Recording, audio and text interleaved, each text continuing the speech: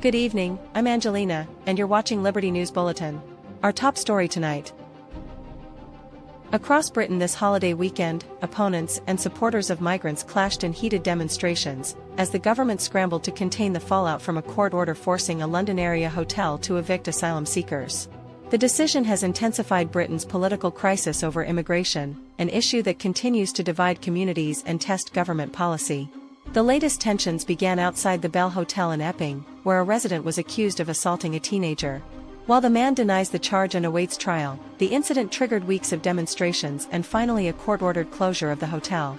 This ruling emboldened anti-migrant activists under the banner "Abolish Asylum System," who staged protests nationwide. Counter-protesters led by Stand Up to Racism gathered in response. In Bristol, police struggled to keep the two sides apart. More than a dozen arrests were made, though no major violence was reported. Elsewhere, including Birmingham and London's Canary Wharf, rallies remained peaceful. The UK government is legally obligated to house asylum seekers. Since 2020, hotels have become a fallback option amid a sharp rise in arrivals. Latest figures show over 32,000 asylum seekers are in hotels, far below the 2023 peak of 56,000, but still a major strain on resources. Immigration remains one of Britain's most divisive issues. Hard-right voices like Nigel Farage blame migrants for pressures on healthcare and housing, while the government accuses such figures of exploiting fear for political gain.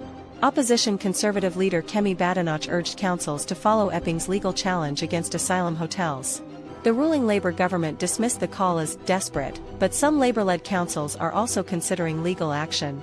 Analysts warn the growing anger could escalate into serious unrest, recalling last summer's riots after a fatal stabbing rampage. Prime Minister Keir Starmer has pledged to cut dangerous channel crossings, which are already up nearly 50% compared to last year.